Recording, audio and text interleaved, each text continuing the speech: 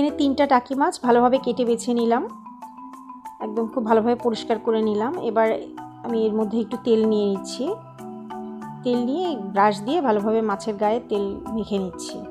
আমি যেহেতু মাছটা পোড়াবো, তো তেল মেখে নিলে পোড়ানোটা ভালো হয়। তো মেখে নেওয়া হয়ে গেছে।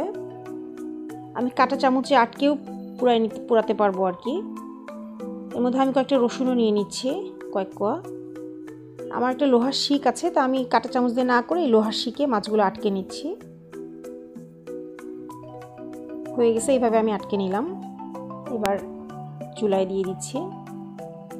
প্রথমে তাপটা একটু কম দিলাম, তারপর তাপটা বাড়াই দিলাম, দিয়ে এপাশ ওপাশ করে পুড়াই নেব। এই ভর্তাটা এতই সুস্বাদু হয় যে এটা থাকলে আর কোনো কিছু লাগবে না খেতে, এটা দিয়েই খাওয়া হয়ে যাবে। আর যখন খাবার একটু রুচি কম থাকে এই ভর্তাটা দিয়ে খেতে খুব ভালো লাগে, খাবারের রুচি ফেরে। তো এই মাছ দুটো পোড়ানো হয়ে গেছে, চুলাটা বন্ধ করে দিলাম। এবার একটা কাঁটা চামচ দিয়ে প্লেটে মাছটা নামাই নিচ্ছি। যেহেতু গরম, মাছগুলো নামাই নিলাম আমি।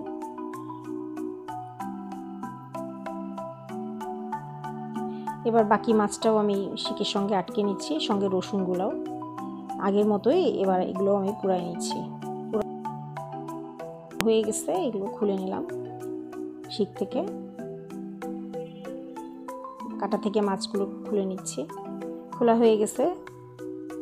এবার এক সাইড করে নিয়ে এখানে আমি পেঁয়াজ কুচি নিব। একটা বড় সাইজের পেঁয়াজ কুচি করে আমি এখানে নিয়ে নিচ্ছি।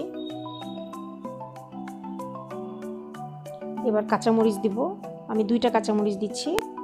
এটা যে যেমন ঝাল খেতে পছন্দ করেন, স্বাদ মতো লবণ দিয়ে দিলাম। পোড়া অবস্থাতেই রসুনগুলো আমি চটকে নিচ্ছি, আমি আর ধুয়ে নিব না। এইটাতে আলাদা একটা ফ্লেভার হবে, পোড়া মাছ আর রসুনের গন্ধটাতে মানে চমৎকার একটা ফ্লেভার হয়, মানে রুচি অনেকটাই বাড়িয়ে দেয়। মাছ আমি এবার টুকরা টুকরা করে নিচ্ছি, তারপরে এবার ভর্তাটা করে নিচ্ছি। কিন্তু একদম মিহি ভর্তা করব না, একটু মানে ভাঙা ভাঙা থাকবে, আস্তে আস্তে ভাব থাকবে আর কি। তো এভাবে চটকে নেওয়া হয়ে গেছে। এবার আমি তেল দিয়ে দিলাম, সরিষার তেলটা একটু বেশি পরিমাণে দিলে ভালো লাগে। আবার আমি ভালোভাবে একদম সরিষার তেল দিয়ে ভালোভাবে একটু মেখে নিচ্ছি।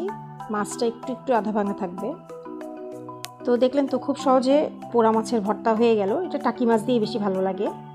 তো আশা করি আপনারা একদিন বাসায় এটা ট্রাই করবেন, আর ভালো লাগলে ফ্রেন্ডস অ্যান্ড ফ্যামিলির সঙ্গে শেয়ার করতে অবশ্যই ভুলবেন না। আর আমার চ্যানেলটা যদি ভালো লাগে তাহলে লাইক সাবস্ক্রাইব করে আমার সঙ্গে থাকবেন। অনেক ধন্যবাদ। খুদা হাফেজ।